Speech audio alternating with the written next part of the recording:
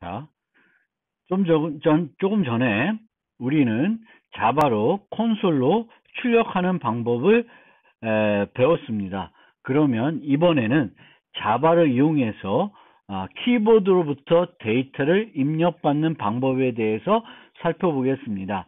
먼저 간단하게 프로그램을 작성해 보고 그 프로그램을 가지고 콘솔을 그러니까 키보드로부터 데이터를 입력하는 방법을 배워보겠습니다.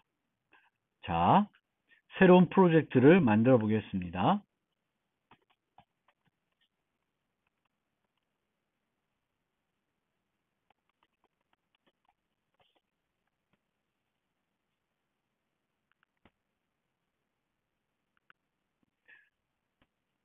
자, 이클립스에서는 여러분이 옛날에 썼던 비주얼 스튜디오와 아마 달리 제가 최근에 비주얼 스튜디오를 써본 지 좀 되게 오래됐기 때문에 지금 버전은 어쩐지 잘 모르겠지만 옛날에는 지금도 그런 것 같아요. 한 번에 하나의 프로젝트만 열어놓고 사용할 수 있습니다. 그런데 이클립스에서는 여러 개의 프로젝트를 동시에 여기다가 작업을 할 수 있습니다. 그래서 그리팅이 아직 오픈되어 있는 상태에서 새로운 프로젝트를 만들었습니다. 물론 우리가 지금 만들려고 하는 클래스는 그냥 이 그리팅이라고 하는 처음 만든 프로젝트에 만들어도 됩니다. 자바는 C++와 달리 하나의 프로젝트를 만든 다음에 하나의 실행 파일을 만드는 것이 아니라 개별 자바 파일들을 만들고 개별 자바 파일들을 번역하게 됩니다. 따라서 이 안에 여러 개의 자바 파일이 있을 수 있고 또 이런 여러 개의 자바 파일들이 모두 메인 함수를 가질 수도 있습니다. 그걸 알아두시고요. 자, 새로운 클래스를 만들어 보겠습니다. input test. 이번에도 메인을 포함하겠습니다. 이번 프로그램에서는 객체 지형에서 말하는 객체다운 클래스는 정의하지 않고 단순하게 초기 C에서 학습했던 내용처럼 내용들을 한번 해보겠습니다. 정수 두 개를 받아서 그 두 개의 합을 출력하는 방법을 만들어 보겠습니다. 자바에서는 키보드부터 입력을 받을 때 스캐너라는 클래스를 사용합니다.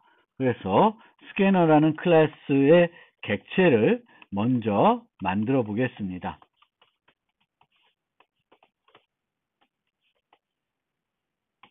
자, 이렇게 스캐너라는 객체를 선언하고 생성을 했습니다.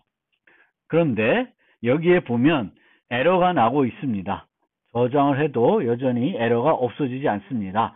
그러면 에러가 나면 이클립스에서는 그 마우스를 그 에러난 위치 위에 올려다 놓습니다. 그러면 에러 메시지가 뭐냐면 Scanner cannot be resolved to a type 이렇게 되어 있습니다. 스캐너가 뭔지 모르겠다라는 것입니다. 그러면 컴파일러가 뭔지 모르겠다는 건 두 가지예요. 하나는 임포트를 안 했기 때문에, 또 하나는 여러분들이 제대로 했는데 뭐 스펠링이 틀렸다든지 그런 이유가 되겠습니다. 그러면 여기에 보면 13개의 퀵 픽스라는 게 고치는 방법이 있는데 이 중에 세 번째 거 import scanner 자바 유틸이 되겠습니다. 우리가 쓰려는 스캐너는 어디에 있는 거냐면 자바 유틸이라는 패키지에 들어 있습니다. 아직 패키지 개념을 설명 안 드렸는데 이거는 이제 자바 유틸에 들어 있는 것입니다. 그래서 그거를 선택하면 자동으로 위에다가 임포트 문이 올라오게 됩니다. 이 임포트 문은 C에서 뭐랑 똑같은 거예요? 샵 include에 해당된다. C의 샵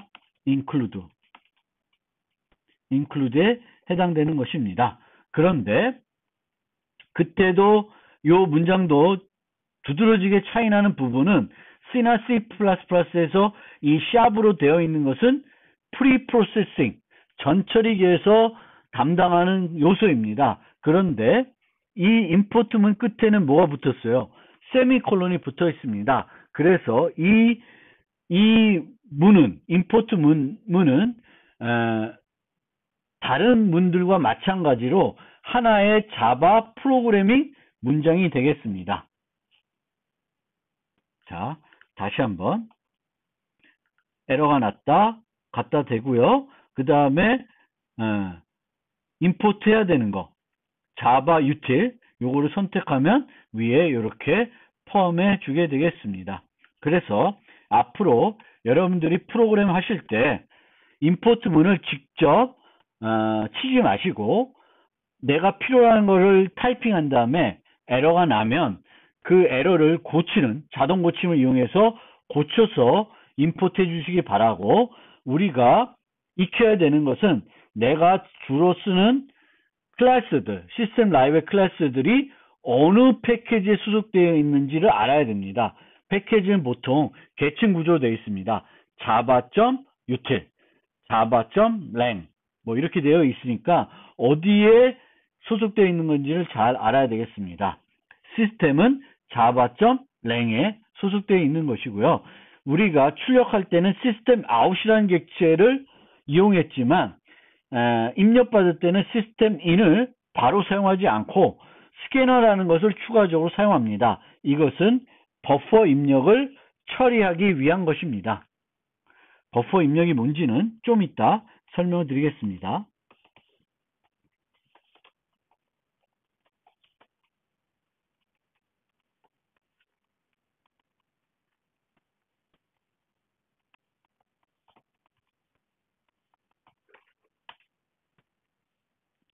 정수 입력, 그 다음에 이 데이터를 입력받아야 되겠죠.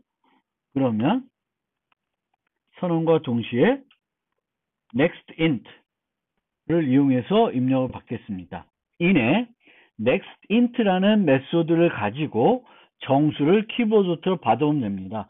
내가 입력받고 싶은 게 부동소쓰면 뭐 nextDouble, 문자면 next 뭐 이렇게 있을 것입니다. 문자이면 next line 뭐 이런 것들이 있습니다. 그래서 내가 입력받고 싶은 데이터가 뭔지 그것에 따라서 받고 싶은 데이터를 받게 해주는 메소드를 호출하면 되겠고, 그러면 키보드로 데이터를 받아와서 그 데이터를 반환해 줍니다. 그러면 우리는 그 데이터를 받아서 변수에 저장해서 사용하면 됩니다.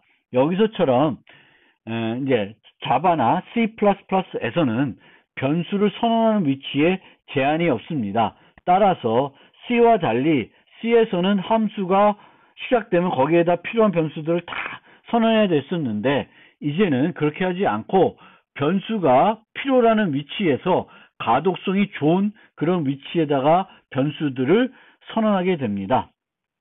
그러면 우리는 두 개를 받아서 더하기로 했으니까 이것을 하나 더 복사해서 사용하겠습니다.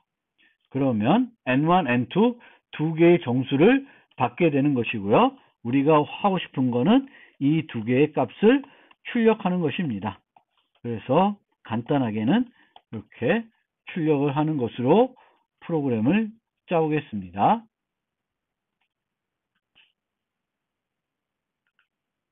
자, 여전히 여기에 워닝이 나오고 있는데, 이 워닝도 원하면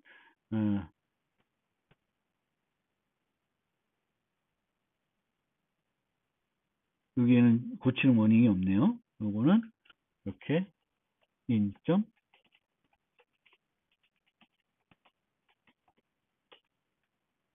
클로즈를 하면 워닝까지 없앨 수 있습니다. 그런데 이 경우에는 키보드부터 입력을 받는 거기 때문에 굳이 클로즈를 하지 않아도 됩니다. 그런데 만약에 이 스캐너는 여기 시스템 인 대신에 여기에다가 파일 이름을 이용해 가지고 파일로부터도 데이터를 처리할 수 있습니다.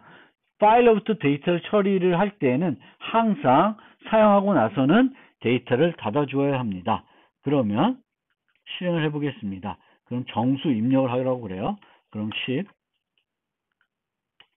20 쓰면 30 이라고 출력이 됩니다. 만약 좀 더 팬시하게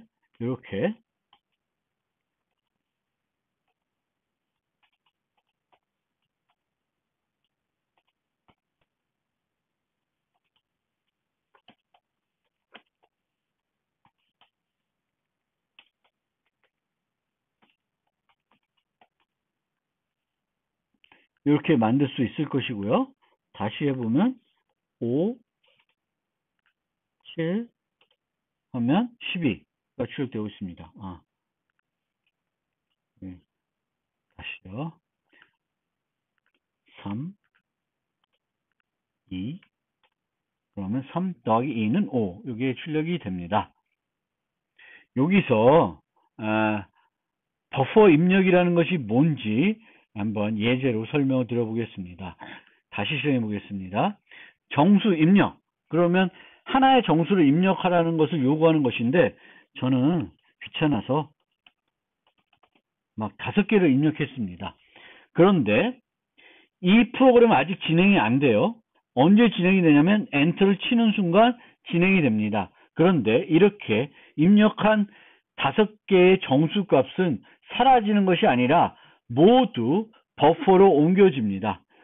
그러면 결과는 두 번째 데이터를 입력받을 때 입력받지 않고 처음에 입력된 정수들 중에 맨 첫 2개만 취해서 그 결과를 출력해 주고 있습니다. 즉 버퍼에 10, 20, 30, 40, 50이 들어가게 되는 거죠. 이것이 바로 버퍼 입력입니다. 즉 여기에 문장이 왔을 때, 문장이 실행됐을 때 next int라는 것이 호출이 되면 어디로 가냐면은 버퍼로 가게 됩니다. 그래서 버퍼가 비어 있으면 이 콘솔에 깜빡깜빡 거리게 됩니다. 데이터를 입력하라고. 그런데 만약에 버퍼에 갔는데 버퍼에 데이터가 있으면 깜빡거리지 않고 데이터에서 필요한 버퍼에서 필요한 데이터를 취하게 됩니다. 따라서 이 두 번째 정수 입력에서는 키보드에 입력하라는 것이 깜빡거리지가 않고 버퍼로부터 취하게 되는 것입니다. 이게 버퍼를 이용한 입출력입니다. 스캐너는 이렇게 버퍼를 이용한 입출력을 사용하고 있고요. 이것은 scanf, C++에서 cin도 마찬가지입니다.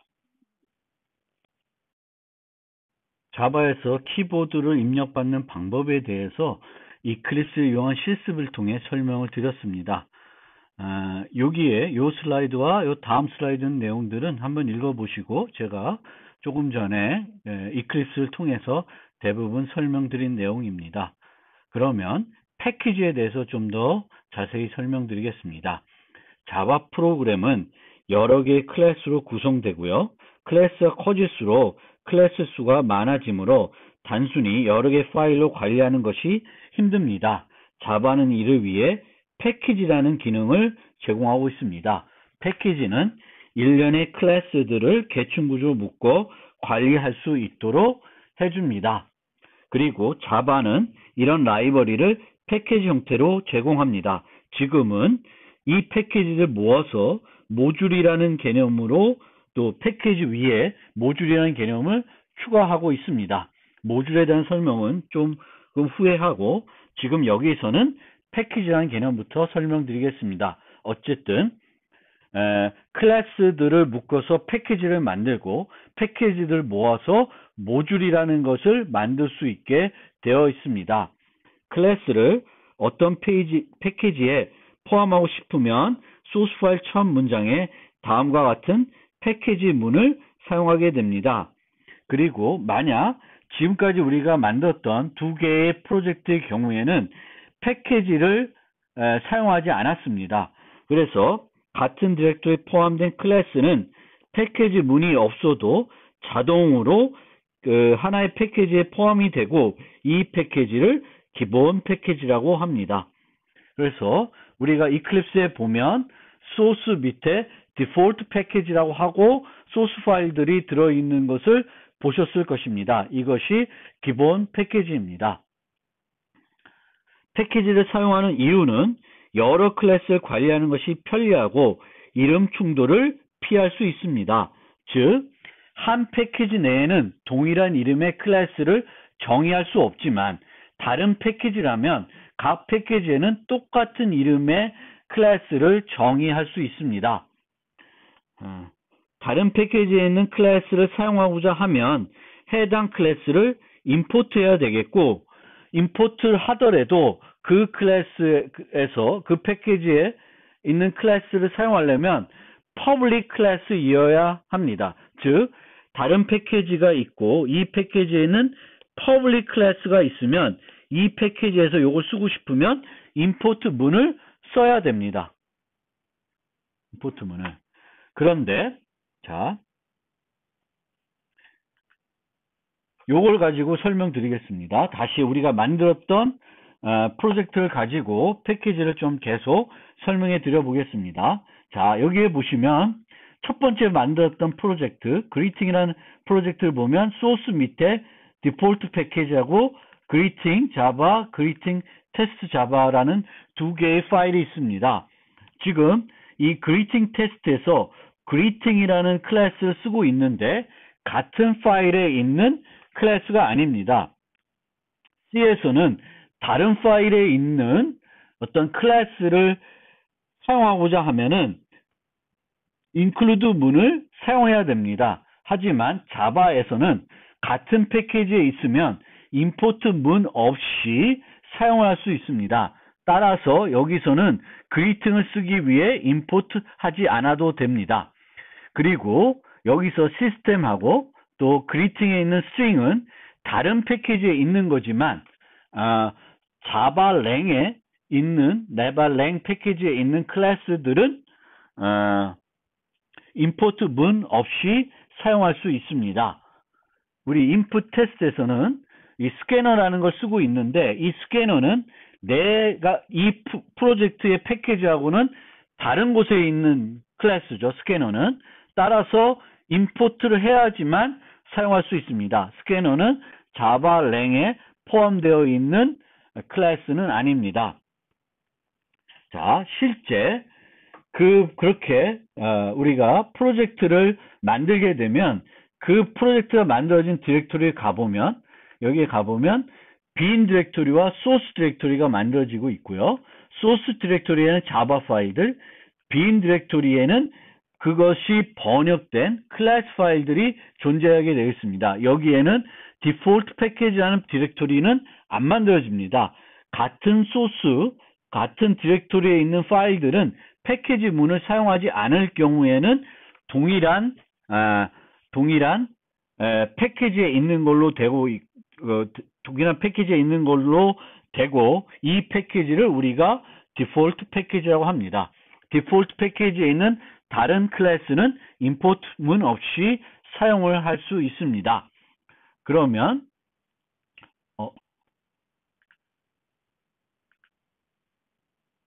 다시 그쪽에 갔다가 조금 있다 하나 새로 만들고 다시 그 디렉토리 가서 어떻게 되어 있는지 보겠습니다.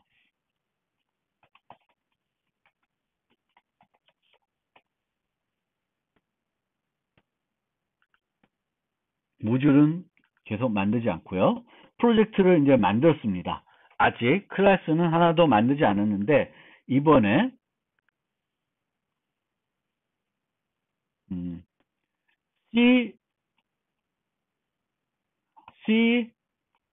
CSE라는 클래스를 만들어 보겠습니다. 그런데 여기에 보면 소스 폴더 이렇게 되어 있고요. 패키지 하면은 디폴트로 되어 있습니다. 그런데 여기에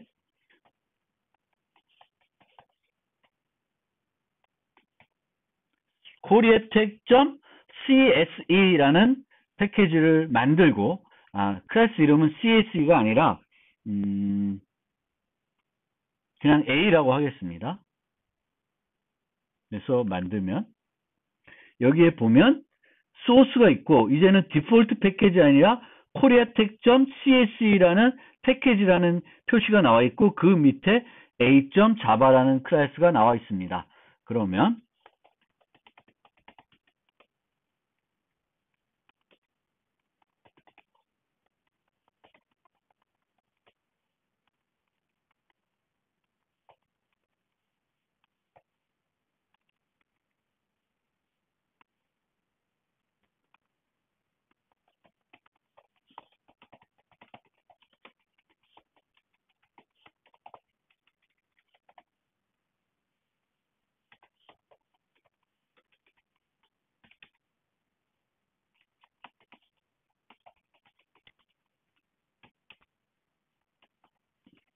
이렇게 만들어서 우선 간단히 실행을 해보고요. 네, 실행이 됩니다. 그런데 아까와 같이 그 만들어진 디렉토리 가보면 어떻게 돼 있냐면 소스가 있고 소스 밑에 코리아텍이라는 디렉토리가 있고 CSE라는 디렉토리가 있고 그 밑에 a.java가 있습니다. 이렇게 패키지를 koreatech.cse라고 하면 코리아텍이라고 하는 폴더가 만들어져야 되겠고 그 밑에 CSE라는 폴더가 만들어지고 그 CSE 폴더에 A라는 클래스를 만들게 됩니다. 그리고 실제 이 소스 디렉토리 구조보다 빈 디렉토리 구조가 더 중요합니다. 왜냐하면 결국 우리가 실행할 것은 이 자바 파일이 아니라 클래스 파일이 되겠습니다. 그러면 여기에 또 다른 패키지를 하나 만들어 보겠습니다. 클래스를 만들어 보겠습니다. 그런데 이제 패키지를 코리아텍 CSE라고 안 하고 ECE라고 하겠습니다. 그리고 B라고 합시다. B라고 해서 메인도 포함해서 만들어 보겠습니다. 그러면 이제 한 프로젝트에 두 개의 그 파일, 그 클래스를 만들었는데 각각 소속된 패키지가 다릅니다. 그러면 여기서 A equal new A를 하게 되면 이 에러가 납니다. A가 뭔지 모르게 됩니다. 그런데 여기서 해결하는 방법으로 import 하는 것이 있습니다. 그러면 import를 하고 나면 이제는 에러가 나지 않습니다. 즉 다른 패키지에 있으면 import 문을 써야지만 우리가 사용을 할 수 있습니다. import 문이 있어야지만 사용할 수 있고요. 만약 이 public 이름을 지우게 되면 여기서 에러가 납니다. not visible 했죠. 즉 public한 클래스들만 import해서 사용을 할 수 있습니다.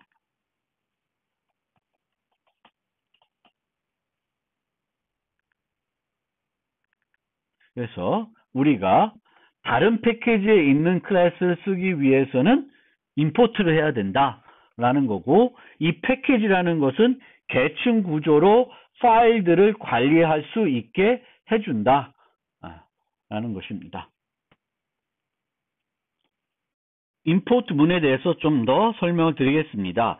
임포트는 다른 패키지에 있는 퍼블릭 클래스를 사용할 때 반드시 사용해야 되는 문입니다. 그리고 이 임포트 문은 샵 인클루드, C에 썼던 샵 인클루드와 달리 일반 프로그래밍 문장입니다. 끝에 세미콜론이 붙게 되겠고요. 임포트 문의 문법은 패키지 네임, 클래스 네임 형태로 되어 있습니다. 그리고 이 패키지 네임은 폴더 계층 구조이기 때문에 폴더 이름들이 점으로 구분이 되겠습니다. 그리고 한번 이미 설명드린 것처럼 string 시스템처럼 자바 랭의 패키지에 포함되어 있는 클래스들은 임포트 하지 않고도 우리가 사용을 할 수 있습니다. 또 임포트 문 없이 완전 명령을 주어 클래스를 사용할 수 있습니다. 그런데 이렇게 사용하는 것은 매우 불편하겠죠. 여기서처럼 이 임포트 문을 지우고 A를 사용할 때마다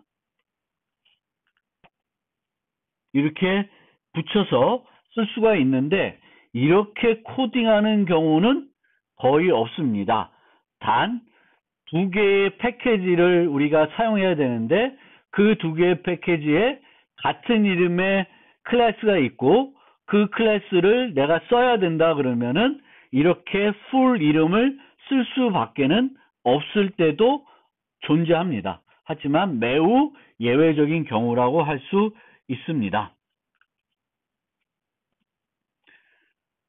사용하는 각 클래스마다 별도의 임포트 문을 사용할 수 있고 다음과 같은 형태를 사용해서 임포트 문의 수를 줄일 수 있습니다. 즉 맨 끝에 클래스가 오는 위치에 별표를 쓸 수 있습니다. 그러면 자바 유틸에 우리가 뭐 자바 유틸에 스캐너를 쓰고 또 자바 유틸에 있는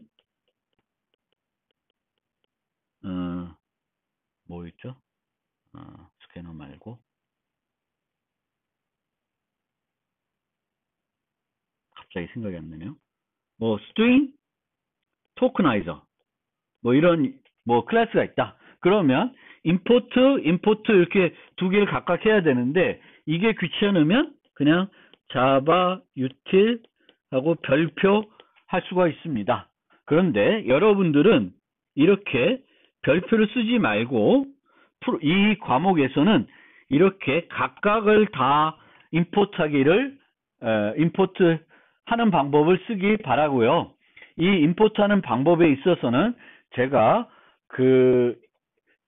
처음 스캐너를 사용해 가지고 프로그램 할 때 보여드린 것처럼 자동 오류 수정 기능을 사용하시면 되겠습니다. 그래서 내가 내 프로그램 짤 때 10개의 클래스를 써야 된다. 다른 패키지에 있는. 그러면 10개의 임포트 문을 만드는 방법을 써서 작성하시기 바랍니다. 이클립스에서는 그거를 이렇게 압축시켜 놓을 수 있고요. 보이지 않게 이렇게 줄여 놓을 수 있기 때문에 그것이 들어가고 있다고 해서 사용하는데 불편하지 않고요. 그것을 내가 직접 타이핑하지 않기 때문에 그렇게 또 불편하지도 않습니다.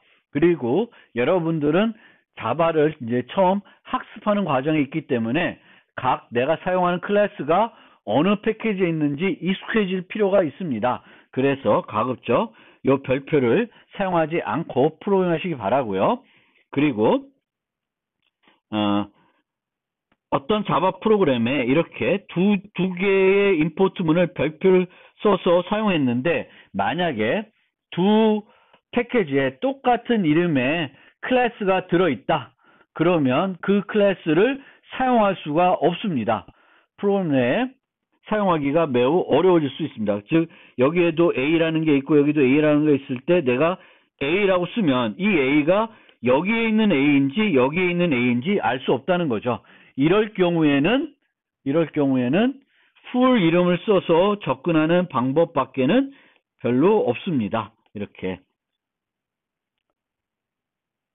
그리고 이 별표는 이 맨 마지막에 클래스 대신해서 사용할 수 있지만 폴더들을 여러 개의 폴더를 동시에 포함하기 위해 요 마지막 위에 있는 것에서 별표를 사용할 수 없습니다. 별표는 항상 사용할 경우에는 맨 임포트문의 맨 마지막 위치에서만 사용할 수가 있고 그 위치라는 것은 클래스 이름 대신에 쓰겠다는 것이 됩니다. 그 다음 모듈. 그래서 자바 9부터는 패키지들을 묶어 관리할 수 있는 모듈이라는 개념을 추가했습니다. 이제 점점 패키지들이 많아짐에 따라서 이 패키지들 관리하는 것조차 불편해졌어요. 그래서 이 패키지들을 모듈 단위로 묶어서 내가 꼭 필요한 모듈들만 활용할 수 있게끔 또 프로그램을 구성할 수 있게끔 이제 제공하고 있습니다. 그런데 우리가 일반적인 프로그램을 만들 때 패키지도 안 쓰는데 모듈까지 쓸 이유는 별로 없습니다. 그리고 자바 9부터는 자바 표준 라이브러리도 모듈 단위로 관리합니다. 뭐 자바 베이스라는 이런 모듈에 이제 자바.lang, 이렇게 우리가 쓰는 일반적으로 많이 쓰는 클래스들이 모듈로 묶여 있는데 호환을 위해 자바 8과 같이 우리는 모듈 개념을 무시하고 프로그램에도 계속 프로그래밍 할 수 있도록 자바는 그것이 가능하도록 해 놓았습니다. 그리고 이 모듈 개념을 위해서 모듈, export, requires 등등 10개의 키워드가 추가됐는데 이들은 제한적 키워드입니다. 즉 항상 키워드로 활용되는 것이 아니라 내가 만든 프로젝트가 모듈이라는 걸 사용할 때만 이들 키워드들은 이들 식별자들은 키워드로 사용이 됩니다. 이것은 이제 예전에 사용된 프로그램들에서 이 이름들을 혹시 다른 욕조로 사용할 수 있는데 여전히 그것들이 컴파일 될 수 있도록 하는 조그마한 배려라고 생각하시면 되겠고요. 이 모듈은 패키지와 달리 클래스에 모듈이라는 어떤 문이 들어가서 이 클래스가 어떤 모듈에 있다고 표시하지 않습니다. 모듈은 그 모듈을 만든 어떤 폴더에 module.info.java라는 파일이 만들어지고 이거를 통해서 그 디렉토리가 하나의 모듈을 구성하게 됩니다. 그럼 그 아래 여러 패키지들을 만들어서 이제 사용할 수가 있게 되겠고요. 이 모듈은 이런 식으로 어떤 그 모듈에서 어떤 것을 내가 외부에 공개하는지 또 이 모듈에 있는 것들을 실행하고 동작시키기 위해서는 다른 모듈에 있는 어떤 것들이 필요한지들을 여기에 서술하게 되어 있습니다. 혹시 파이썬 가지고 우리가 개발을 해본 사람들은 이와 비슷한 것들을 아마 본 적도 있을 것 같습니다. 파이썬 같은 경우에는 이렇게 이런 것들을 만들어 놓으면 디플로이 하면 내가 그것을 이제 내 컴퓨터에 설치해서 사용하고자 하면 자동적으로 필요한 추가된 그 패키지들, 라이브러리들을 다운받아서 내 파이썬 시스템에 포함시켜 줍니다. 그래서 그런 용도로 쓰이는데 그것과 이 모듈이 매우 유사합니다. 이클립스에서도 이 모듈을 만들 수 있는데 이 모듈은 아까 그 패키지를 실습한 것과 달리 한 프로젝트에는 하나의 모듈만 우리가 작성을 할 수 있습니다. 그러면 또 한번 그 모듈과 관련된 예제를 코드를 통해서 잠깐 보여드리겠습니다. 패키지는 이클립스에서는 하나의 프로젝트를 만들 때 그 프로젝트 안에다가 여러 개의 패키지를 만들 수 있습니다. 하지만 모듈은 한 프로젝트를 만들 때 하나의 모듈만 만들 수 있습니다. 그래서 제가 이미 만들어 놓은 것 갖고 설명을 드리겠습니다. 여기에 이제 CSE 모듈이라는 프로젝트가 있는데 여기에 모듈을 만들어 놓고 그 모듈 안에 edu.coreatec.csc라는 패키지를 만들어 놨습니다. 그리고 여기에 모듈 info.java라고 하는 이제 모듈 CSE라고 하는 모듈이 되어 있습니다. 그리고 여기에 requires EEC라고 하는 것이 되어 있습니다. 그래서 이 프로그램에서는 여기에 보면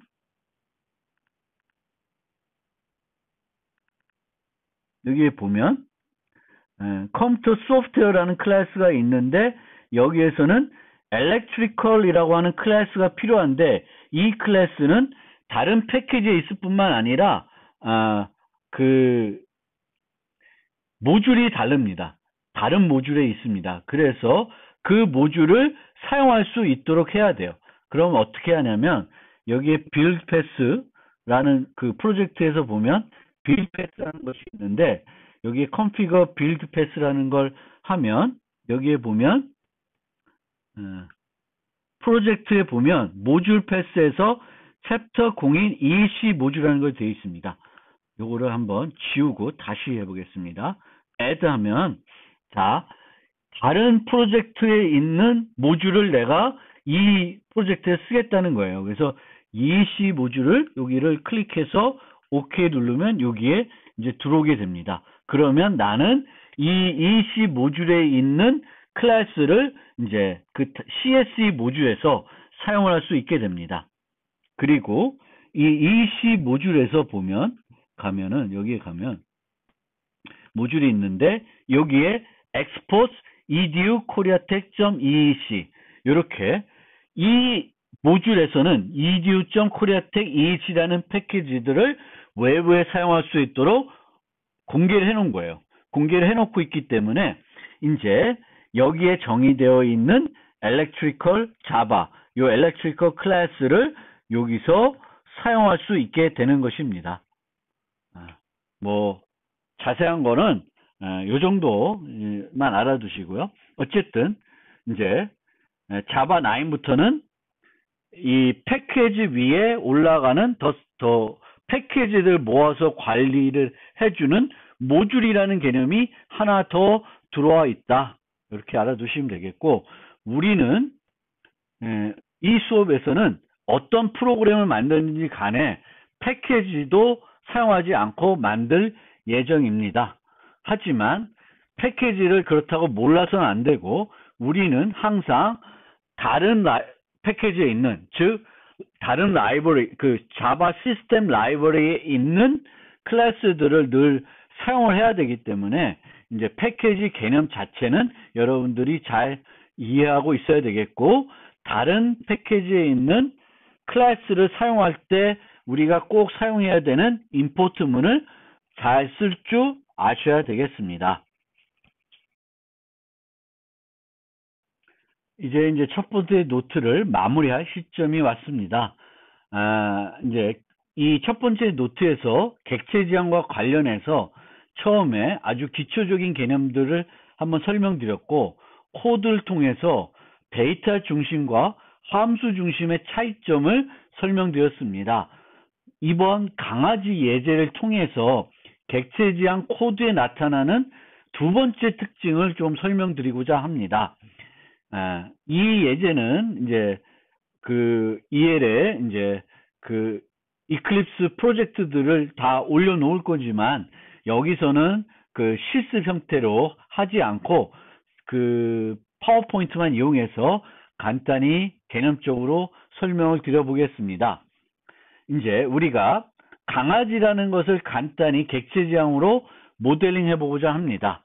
강아지는 그러면 어떤 상태를 가지고 있냐 하면은 강아지는 이름을 가질 수 있고요. 어떤 종을 가지고 수 있고, 또 생김새 모습이 있을 수 있고 다양합니다. 그런데 이 예제에서는 간단하게 이름만 갖고 있는 걸로 하겠습니다.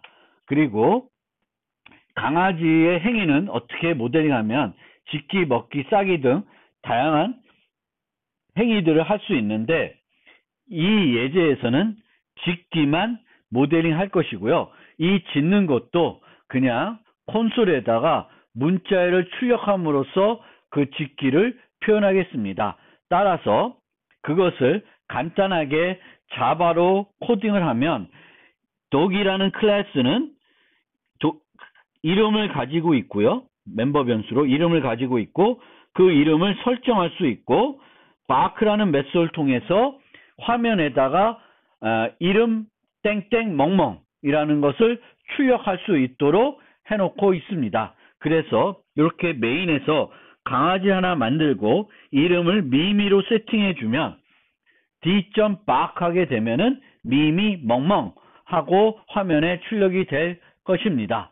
그러면 우리가 이와 같은 강아지 응용 그 클래스를 만들어서 잘 사용하고 있었는데, 이제는 좀 재미가 없어졌어요. 그래서 강아지의 종에 따라서 어떤 강아지는 멍멍하고 울고, 어떤 강아지는 왈왈 거리면서 우는 형태로 우리가 프로그래밍을 바꿔봅시다. 그러면 이럴 땐 멍멍, 저럴 땐 왈왈 한다. 그러면 프로그래밍 기법에서 우리가 늘 해왔던 방식에서는 그렇게, 이럴 땐 이렇게, 저럴 땐 저렇게 하는 것은 어떻게 프로그래밍 하냐면은 보통 우리가 이런 조건문을 사용하게 됩니다. 그쵸? 조건문은 그 조건에 따라서 A 문장 또는 A 문들을, 이 문들을 실행할 수 있고, 조건이 false이면 다른 문장들을 실행할 수 있는 거죠. 그래서 여기에 보면 breed라는 것을 추가해서 종 정보를 추가하고 종 정보를 세팅할 수 있게 한 다음에, 이 종이 똥개이면 멍멍이라고 출력하고 똥개가 아니면 왈왈 하게끔 출력을 하고 있습니다. 여기서 나중에 또 설명을 드리겠지만 한 가지 설명드리면, 이제 문자열을 비교할 때는 자바는 C++ 배우신 분들은 이때 아마 이렇게 breed 이렇게 프로그램했을 것입니다. 즉 이런 연산자들을 C++에서는 새로운 클래스를 만들면서 여기에 연산자를 재정의 할 수 있습니다. 그런데 자바에서는 이렇게 내 클래스를 만들면서 연산자를 재정의 할 수 없습니다. 따라서 메소드를 이용해서 비교를 해야 되겠고, 스트링을 비교할 때 우리가 사용하는 메소드는 equals입니다. 실제로는 자바에서 모든 객체를 비교할 때 equals라는 메소드를 쓰게 합니다. 그러면 어떻게 그렇게 하냐? 그것은 이제 천천히 그때 가서 설명드릴 텐데, 어쨌든 스트링은 이제 앞으로 혹시 비교하고 싶으시면은 equals라는 메소드를 써서 비교를 해야 된다. 자바처럼, C++처럼 절대 객체는 연산자를 가지고 비교할 수가 없다. 그러면 이제 이렇게 프로그램을 만들고 이렇게 프로그램을 구성해 보면 미미, breed는 시추예요. 그러면은 이때 debug는 멍멍하지 않고 왈왈하겠죠. 이게 우리가 이런 식으로 프로그램을 만들려고 하면은 이 수업을 또 C++를 이미 들었던 많은 분들도 이렇게 프로그래밍 할 수가 있습니다. 그런데 객체 지향에서는 어떤 분류들이, 한 분류들은 동일 종류인데 그 종류 중에서 하나는 이렇게, 또 한 분류는 이렇게 행동을 했을 경우에는 그것을 조건문으로 구현해 가지고 그 행동을 차별화하지 않고 다른 방법을 써서 차별화합니다. 어떤 방법이냐면 바로 상속이라는 것이고요. 그 상속을 통해서 다형성이라는 개념을 통해서 그것을 처리하게 됩니다. 그리고 이렇게 구현하다 보면 뭐가 없냐면은 조건문이 사라집니다. 그래서 상속을 간단히 4장에서 이제 아주 깊이 설명드릴 것이고요. 물론 이미 이제 C++ 들으신 분들은 상속이 뭔지 잘 알고 있을 것이고요. 앞서 제가 pet, dog, cat 가지고 한번 상속을 간단히 설명을 해봤었습니다. 그래서 객체 지향에서는 상태에 따라 다른 행위를 할 경우 객체 지향에서는 조건문을 사용하지 않고 다형성이라는 개념을 사용하는데, 이 다형성이라는 개념을 사용하는 한 가지 방법이 바로 상속입니다. 다형성은 뭐냐면은 리모컨이 가리키고 있는 객체에 따라서 그 객체에 맞는 메소드가 실행된다는 것입니다. 그래서 이 리모컨에 오픈이라고 하는, 열다라고 하는 버튼이 있는데, 이 리모컨이 문을 가리키면 문이 열릴 것이고요. 서랍을 가리키고 있으면 서랍이 열리고, 창문을 가리키고 있으면 창문이 열리는 것. 이것이 바로 다형성입니다. 그리고 우리가 이런 다형성을 가지도록 프로그램할 수 있고, 이렇게 프로그램하면 코드 중복을 대단히 줄일 수 있습니다. 상속은 객체지향 언어에서 기존 클래스를 이용해서 이를 보다 구체화한 새 클래스를 정의할 수 있고, 이 과정에서 멤버 변수의 정의와 메소드의 구현을 자식 클래스가 그대로 모두 재사용할 수 있게 됩니다. 즉 자식 클래스는 이들을 다시 중복해서 작성을 하지 않아도 다 가지고 있는 것으로 됩니다. 자바에서는 extens라는 키워드를 써서 상속을 구현하는데, 앞서 말했듯이 자세한 것은 4장에서 설명드리겠습니다. 그러면 이 예제, if문을 썼던, 조건문을 써서 만들었던 이 예제는 상속을 쓰면 어떻게 변하냐면은 이런 식으로 변하게 됩니다.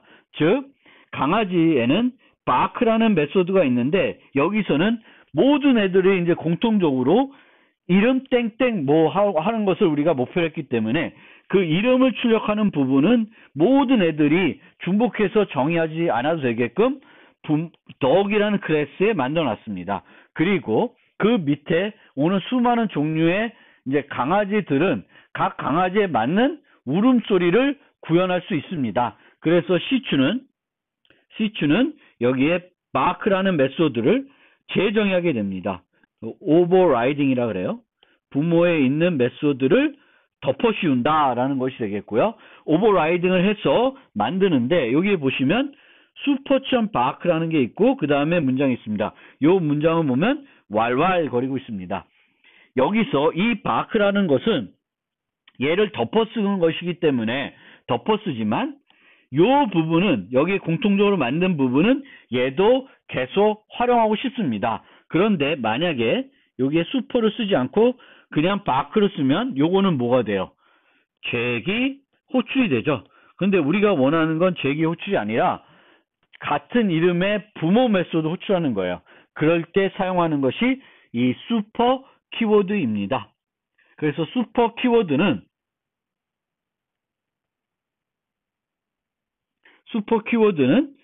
부모에 정의된 똑같은 메소드를 사용할 수 있도록 해주는 거예요. 자식 클래스에서.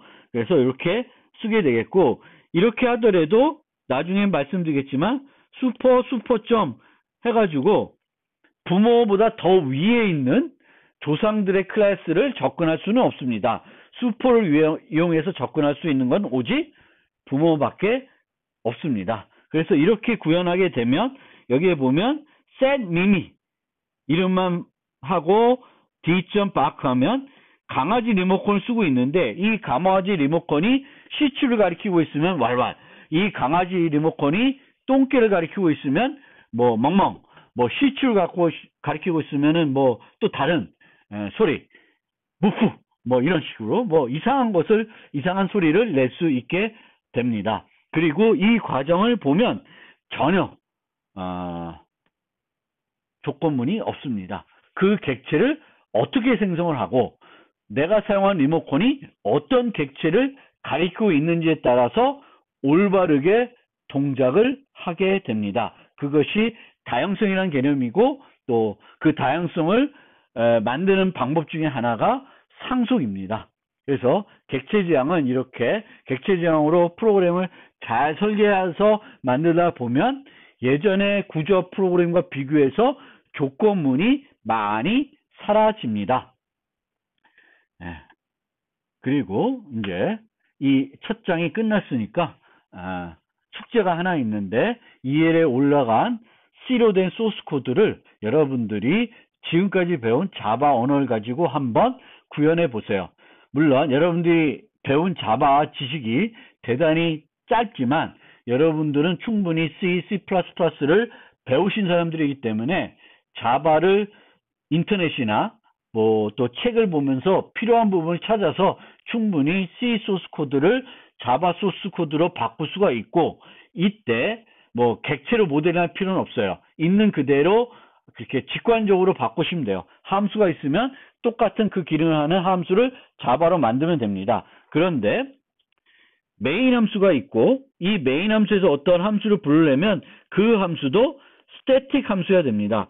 요 점만 주의하시면 됩니다. 즉 하나의 클래스를 만들고 뭐 베이스볼 뭐 이런 클래스를 만들고 여기에 모든 필요한 함수들 다 넣으세요.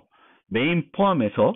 그리고 이 모든 함수들은 다 스태틱 함수여야 되고 이 메인은 스태틱인 동시에 퍼블릭이어야 됩니다. 물론 얘네들도 퍼블릭을 해도 문제는 없어요. 그렇지만 퍼블릭이 아니어도 여기서 사용하는 데는 아무런 문제가 없습니다. 그렇게 해서 한번 만들어 보시고요.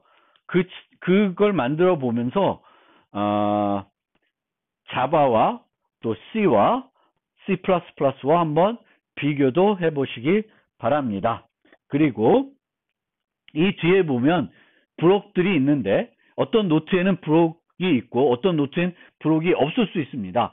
브록은 제가 지금 자바를 강의한 지 한 10년은 넘은 것 같아요. 그러면서 계속 오면서 이제 이 PPT를 수정 보완하고 있는데 일부 슬라이드는 통째로 지운 경우도 좀 있습니다. 그런데 지우면서 이건 지우기가 조금은 아까워. 하지만 그거 갖고 강의하기에는 조금 너무 쉬운 내용이거나 너무 아웃데이트된 내용일 수 있습니다. 그런 경우에는 그냥 제가 블로그로 남겨두었습니다. 그래서 여러분들이 한번 참고해 주시길 바랍니다.